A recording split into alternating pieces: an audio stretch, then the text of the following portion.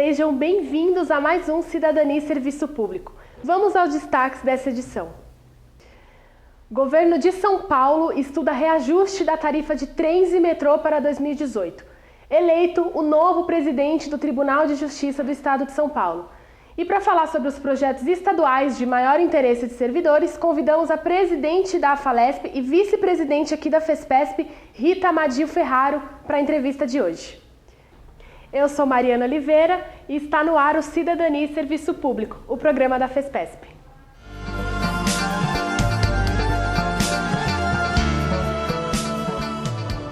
Olá, servidor público, olá, cidadão. Estamos iniciando mais um programa Cidadania e Serviço Público, um programa para você. E hoje nós vamos conversar com a Rita Amadil Ferraro, que é presidente da Associação dos Funcionários da Assembleia Legislativa do Estado de São Paulo, AFALESP. Tudo bem, Rita? Tudo bem, Góes, como vai? Tudo bom. É um prazer estar aqui mais uma vez com você no programa Cidadania e Serviço Público, um programa que esclarece a população em geral, não só os servidores públicos, tudo o que acontece no serviço público e que muitas vezes o governo mascara e não diz a verdade. Parabéns pelo programa mais uma vez, Góes. Vamos conversar explicando um pouquinho. Nós falamos no programa aqui da importância do legislativo. Para nós até mais importante que o executivo. Você elege o presidente, o governador, o prefeito, mas na verdade um legislativo forte é que faria com que o desenvolvimento de um programa para o país caminhasse bem, né? Ou para o Estado de São Paulo, no nosso caso. O que é a Assembleia? Como funciona uma Assembleia aqui no Estado de São Paulo, por exemplo? Olha, eu sempre digo que, apesar do pessoal falar mal de deputado, todo mundo fala mal de deputado, né? Isso não é novidade. A gente acha que eles não trabalham, tudo, mas se a gente não tiver deputado é porque a gente não tem democracia. A democracia, o fundamento principal da democracia é você ter um deputado, você ter um legislativo forte, um legislativo que represente o povo. E isso você vê na hora da votação, né? Então, quando você vota, a sua responsabilidade é enorme em pôr um candidato bom, um deputado que vai lutar por aquilo que você entende que é o melhor.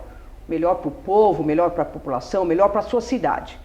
Nem sempre o parlamentar corresponde ao que você quer, mas ele é importantíssimo para que a gente tenha uma democracia. Tudo que nós não queremos é uma ditadura, né? Ninguém quer virar uma Venezuela nesse país. E, então o legislativo é importantíssimo, mas o povo não cobra também, né? O deputado ele é movido à cobrança.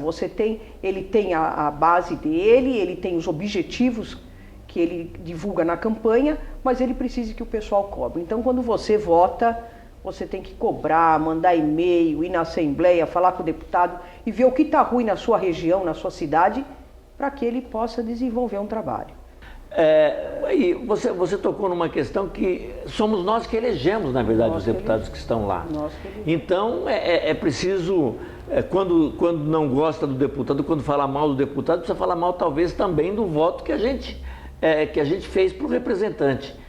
Escolher bem e acompanhar, como você falou. E acompanhar. Eu acho que as próximas eleições em 2018 é importantíssima nesse momento que vivemos uma crise política e econômica no país, e essa eleição de 2018, o povo vai depender disso mudar o nosso país.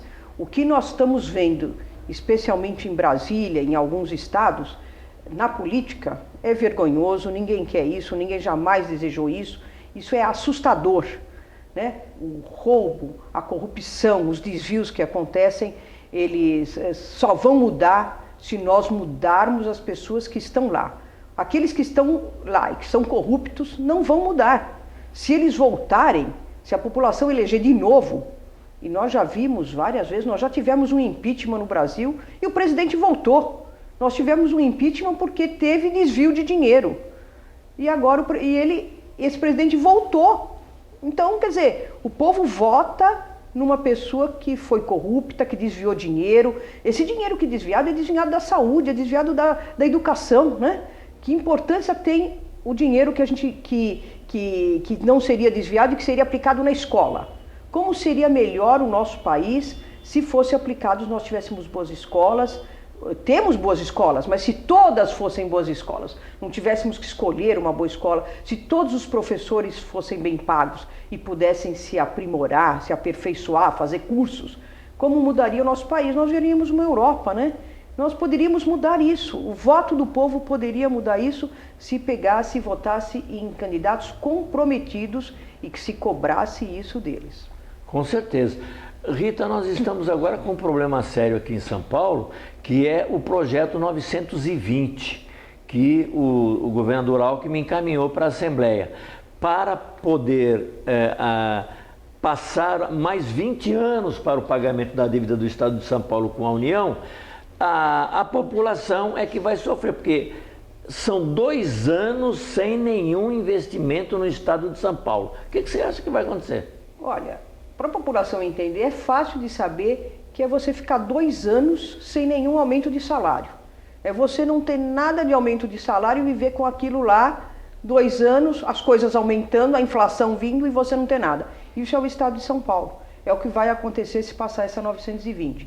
Então, para você conseguir... O Estado de São Paulo está fazendo qualquer negócio para conseguir protelar a sua dívida. Você vai lá e negocia para 20 anos, para pagar sua dívida por 20 anos, e em troca disso tem que não pagar mais nada, não investir em nada, não aumentar salário de ninguém, deixar tudo como se fosse hoje. Parar o Estado por 2 anos. Parar o Estado, porque não só... Já está ruim. Imagine como é que vai ficar sem investimento, sem nenhum valor, sem nada na saúde. A saúde está precária. O hospital universitário, o hospital da USP, um hospital tradicional que presta bom serviço, está sendo fechado.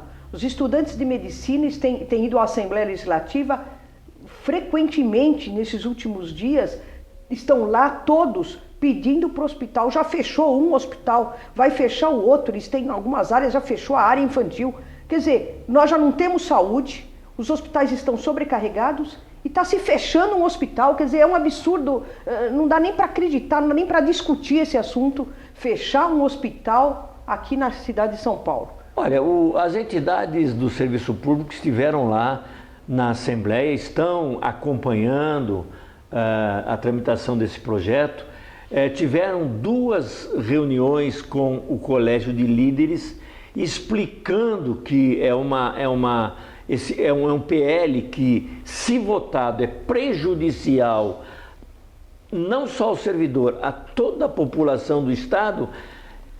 E mesmo assim parece que a Assembleia Legislativa só ouve o governador, a determinação dele de votar o projeto. Como é que funciona isso na Assembleia? Gozi, você tem estado lá frequentemente, temos nos encontrado, as entidades do funcionalismo estão fazendo um trabalho forte, estão presentes, mas precisaria estar mais presentes ainda, precisaria que os funcionários fossem mais. E não só os funcionários, a população, né? A população teria que saber disso. Esse 920, ele vai derrubar tudo, vai derrubar. E a Assembleia, infelizmente, nós temos 3 poderes, o Legislativo, o Executivo e o Judiciário. E o Legislativo deveriam ser independentes, né? Teoricamente, eles são independentes, mas infelizmente o nosso Legislativo fica submisso ao Executivo. E o governador quer que isso daí seja aprovado, e só não foi aprovado até agora graças ao movimento de servidores, a maioria servidores públicos, pouca gente da população, mas servidores públicos, entidades que estão lá brigando e conversando com os deputados, indo ao Colégio de Líderes e explicando o quanto vai sofrer o Estado se esse projeto passar. Mas, infelizmente, o governador tem maioria e não sei o que vai acontecer. Fico torcendo para que não passe, mas tá difícil, porque com maioria, ele chama a maioria e manda votar. São 94 deputados e parece que a base do governo é mais de 70. A base do governo é enorme. Portanto, temos 20 deputados da oposição. Os deputados não pensam na questão do voto, na eleição que vai ter o ano que vem, ou o poder de verbas destinadas a eles para propaganda para a próxima eleição é maior do que eles acham que será o entendimento do povo? Eu acho que o deputado que vota contra o povo, votar nesse PL é votar contra o povo, é votar contra o serviço público, e o povo precisa do serviço público. O povo precisa de escola, precisa da polícia na rua, precisa da justiça quando vai no judiciário, precisa da saúde. Então o povo precisa do serviço público. E nós não somos que nem uma Europa porque não temos um serviço público como tem na Europa. Na Europa o cara tem uma boa escola, ele não precisa pagar escola para os seus filhos. Então ele não precisaria nem ganhar tanto. Ele poderia não ganhar tanto, mas ter um retorno, não precisaria pagar plano de saúde, não precisaria pagar escola. Mas eu acho que o deputado não vê isso, porque se ele percebesse isso, ele não votaria nesse projeto, né? E vamos ver, mas o poder do executivo é muito grande quando libera emendas, quando libera um valor de emenda para a cidade do deputado, e aí ele fica preferindo a emenda, recebe a verba, vai levar para a cidade, faz uma propaganda e espera que com isso o pessoal vote. Mas o pessoal tinha que saber que não adianta ganhar uma ambulância para a cidade, tem que ganhar todos os outros serviços públicos. Para ganhar às vezes uma coisa, você perde todas as outras, que são mais importantes. E pelo caminho que está se trilhando, vai acabar sendo votado favoravelmente. Provavelmente até o Natal, antes do recesso, a Assembleia deverá trabalhar até agora, uns dias antes do Natal, depois entra em recesso, e esse é um dos projetos principais para serem votados. Estamos conversando com a Rita, presidente da AFALESP. Rita, nós vamos dar um tempinho para a Mariana, mas voltamos já já.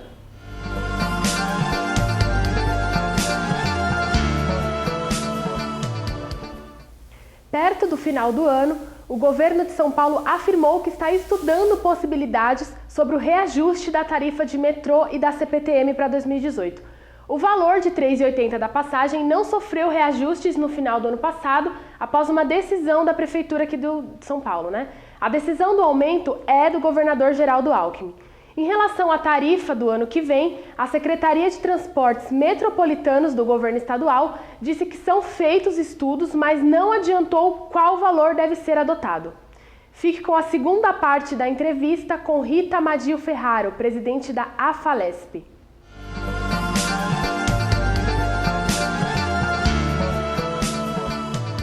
Estamos aqui no programa Cidadania e Serviço Público conversando com você e com a Rita Amadil Ferraro, que é presidente da AFALESP, Associação dos Funcionários da Assembleia Legislativa do Estado de São Paulo. Rita, e a questão salarial e a questão da reposição salarial de vocês que são servidores da Assembleia? Porque até as outras entidades que estão fora da Assembleia acham que para vocês é tudo mais fácil. É verdade? Olha, eu diria que o que é mais fácil é que nós estamos ao lado do deputado, estamos trabalhando lá dentro, na Casa Legislativa, mas não é mais fácil ganhar qualquer valor. A luta é intensa, tem que ter mobilização. Para vocês terem uma ideia, esse ano conseguimos a reposição salarial da inflação e começamos a nossa luta em fevereiro e só finalizamos em agosto. Então, reuniões e mais reuniões com o presidente, primeiro e segundo secretário, colégio de lideranças, deputado a deputado, porque o reajuste nosso também passa por uma lei que tem que ser assinada, que tem que ser proposta pela casa, pela mesa, ser aprovado por todos os deputados e ainda ter a sanção do governador. Então, por tudo isso, a dificuldade é muito grande também.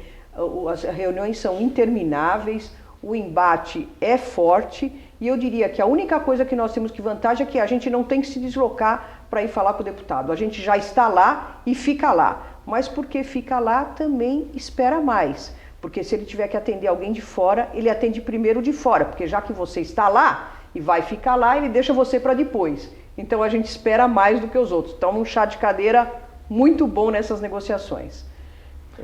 Na Assembleia, além do que prestou concurso, do que é servidor efetivo, tem trabalhadores lá na Assembleia que não são servidores efetivos, são comissionados. Parece que é um número maior até que os efetivos, é isso? Não, é um número maior, não, é um número absurdo. Hoje nós estamos com 600 efetivos, portanto 600 pessoas que prestaram concurso e 3.500 funcionários que são indicados pelos deputados. Então você veja que é uma proporção uma desproporção total. Há 30 anos atrás nós tínhamos mais ou menos uma equivalência, metade de servidores públicos e metade de comissionados. E hoje a proporção é 600 efetivos para 3.500 comissionados. O que acaba inclusive com o orçamento da Assembleia, porque não tem cabimento você ter 3.000... Precisa funcionário comissionado? Precisa. O deputado precisa ter funcionário de confiança, ele precisa ter gente que trabalhe na base dele? Precisa. Mas cada deputado ter 32 funcionários é muita coisa. 32 funcionários para cada deputado? É uma microempresa. Cada gabinete é uma microempresa. É uma microempresa. Né? E o que dificulta muito a luta do servidor também, porque o comissionado, qualquer coisa, ele é despedido, né? Por que existe o servidor público? A gente até pode trocar uma ideia sobre Sim. isso. Por que existe o servidor público? Porque ele é concursado. Ele é concursado para não ter que se submeter quando alguém manda ele fazer uma coisa que está errada, que não deveria ser feita. Ele pode dizer, não, eu não vou fazer.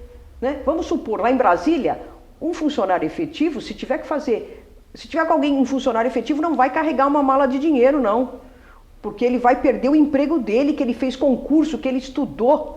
Agora, o funcionário comissionado, se ele for mandado carregar a mala, ele tem que carregar a mala. Ele é empregado do parlamentar. Então, o servidor público existe para coibir, para dificultar essas distorções. E, infelizmente, quando fica esse número enorme de funcionários, isso fica prejudicado. Quando vocês ganham uma reposição salarial, comissionado também ganha? Comissionado também ganha. Comissionado ganha e aposentado ganha. Nós temos lutado muito para que o aposentado tenha o mesmo reajuste, os mesmos benefícios que o funcionário da ativa tenha. Mas a cada negociação, alguma coisa esbarra para que o aposentado não ganhe. E aí precisa haver uma luta e uma posição muito firme das entidades que existem lá. Lá na casa existe a AFALESP, que é a Associação dos Funcionários, existe a ASPAL, que é a Associação dos Aposentados, o SINDAP, Sindicato dos Aposentados, que é um sindicato especial, uma categoria especial, e o sindicato, o SINDALESP, que é o Sindicato dos Funcionários. Então, quando ocorre alguma coisa que vá tirar algum direito do aposentado, todas as entidades se unem para que isso não aconteça. Você tocou num ponto importante, que é a estabilidade do servidor. E você já até, de certa forma, deixou claro que a estabilidade do servidor, na verdade, é muito mais uma estabilidade do Estado do que do próprio servidor. Porque ele não sai carregando uma mala de dinheiro do jeito que o assessor lá pode sair carregando.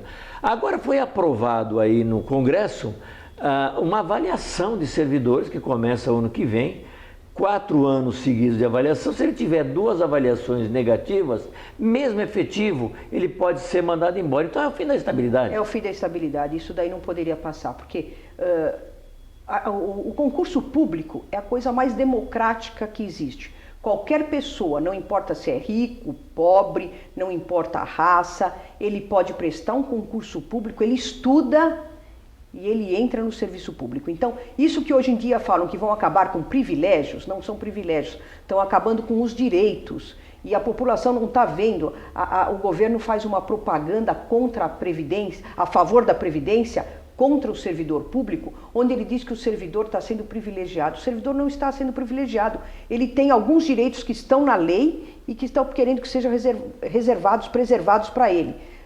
Se alguém chegar e a população fala, não, mas eles estão privilegiados, vamos tirar aquilo lá. Está tirando um direito e a pessoa não vê que amanhã vai tirar um direito da população. Amanhã o governo, hoje ele muda a regra do servidor público que estudou, que era pobre, que fez um concurso, que passou e conseguiu um cargo.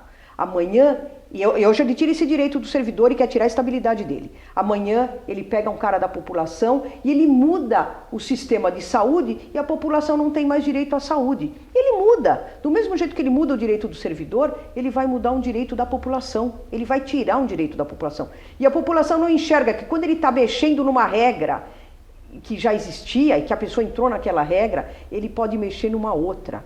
E é isso que estão fazendo com os servidores públicos. Estão mudando a regra de alguém que já entrou há 30 anos e que, faltando meses para se aposentar, não vai poder se aposentar. Entre as tantas mentiras que o governo coloca para a reforma da Previdência, primeiro dizendo que está em déficit, o Paulo Paim já derrubou isto, já provou, já se sabe que não é verdadeiro.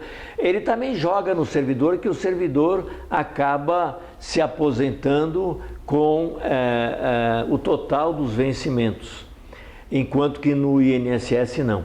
Só que o governo não diz, né, Rita, que no INSS você paga 8%, eu acho, sobre o teto máximo do INSS, que é 5 mil, não é? Ou 8% sobre o que ele ganha. E o servidor está pagando 11% sobre tudo que ele ganha, sobre o total dos seus vencimentos, inclusive na aposentadoria, né? Inclusive na aposentadoria. O que o governo não diz, o que o governo tapeia e mascara é o seguinte: ele deveria mudar era a previdência privada. O pessoal do INSS, alguém que tem um pouquinho, não o jovem, mas quem tem um pouco mais de 40, vai lembrar que antigamente tinha uma aposentadoria com 20 salários mínimos. E muita gente contribuiu sobre 20 salários mínimos e hoje recebe sobre 10, que é o teto. Mas teve uma segunda mudança. Esses 10 salários mínimos, antigamente, também eram 10 salários mínimos. Hoje, os 10 salários mínimos que o governo paga na aposentadoria são 10 salários referência, porque 10 salários dariam 10 mil reais. E ele paga um salário de 5.500 reais. É um salário referência. Ele criou para a aposentadoria um salário diferente do salário mínimo, só para poder diminuir a aposentadoria do trabalhador. Então, assim, a pessoa que ganha um salário, ela vai continuar ganhando um salário. Mas o cara que se aposenta com 3 salários, em alguns anos, ele faz uma distorção de reajuste que em alguns anos o funcionário, o trabalhador consegue ganhar somente um salário, não ganha mais os 3. Todo mundo que se aposentou com mais de um pode fazer a conta e ver que está ganhando menos hoje.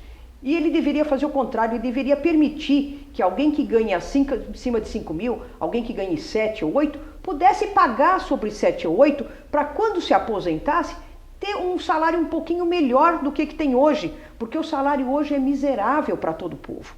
Miserável. Hoje 70% da população ganha salário mínimo.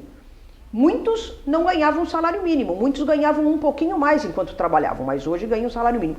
E essa proporção o governo quer aumentar para 80% ou 90% a ganhar um salário, apenas um salário.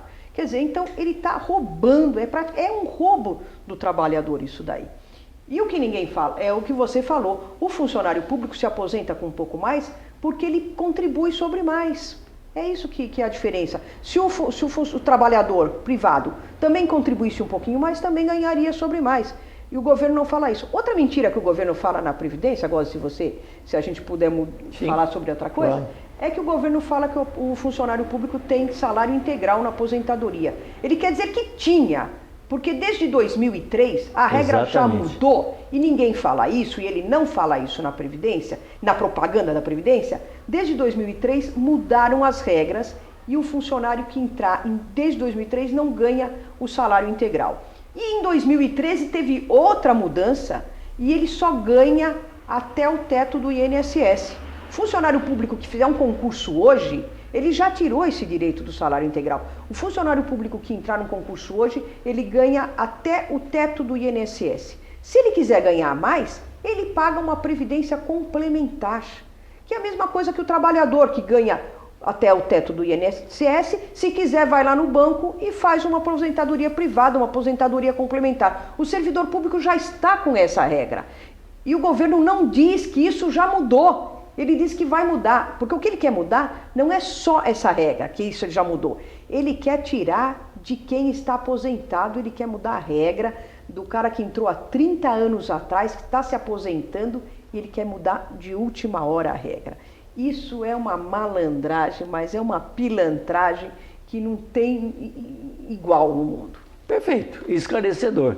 Conversamos no nosso programa Cidadania e Serviço Público de hoje com a Rita Amadil Ferrari, que é presidente da AFALESP, Associação dos Funcionários da Assembleia Legislativa do Estado de São Paulo. E mais uma coisa, também é vice-presidente da nossa federação, da FESPESP, que mantém este programa. Só para aproveitar e desejar um bom Natal, um Santo Natal, que o Cristo nasça no coração de cada um e que 2018 seja melhor do que 2017, porque 2017 foi um ano muito difícil, política e economicamente, com muito desemprego, com muitos problemas, e a gente espera que 2018 seja melhor. Feliz Natal e um bom ano a todos vocês. A você também, Gossi. E fiquem agora com a Mariana e o nosso noticiário.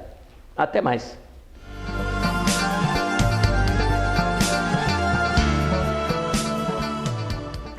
Após uma disputa acirrada, o desembargador Manuel de Queiroz Pereira Calças venceu a eleição para a presidência do Tribunal de Justiça de São Paulo para o biênio 2018-2019. A votação e apuração foram realizadas no Palácio da Justiça, e com 213 votos contra 124 do oponente, o desembargador Ademir de Carvalho Benedito, o resultado saiu no segundo turno de votação. Logo após o resultado, Pereira Calças declarou que os servidores serão prioridade em sua gestão e que vai manter o diálogo aberto, apesar das dificuldades orçamentárias.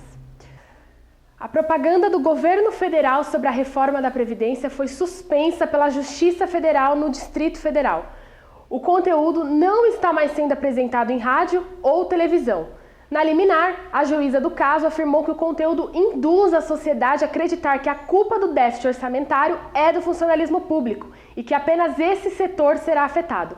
A Advocacia Geral da União já informou que vai recorrer assim que o governo for intimado. Terminou mais um Cidadania e Serviço Público. Curta a nossa página no Facebook e acesse o nosso site para saber as últimas ações aqui da Federação. Acesse também o canal do YouTube para assistir essa edição na íntegra. Lembrando que o programa é exibido na TV aberta, nos canais 9 da NET, 8 da Fibra e 186 da Vivo. Assista também online pelo site, até mesmo pelo seu celular, no site www.tvaberta.tv.br. Aos que ficaram até aqui, o meu muito obrigada e até domingo que vem.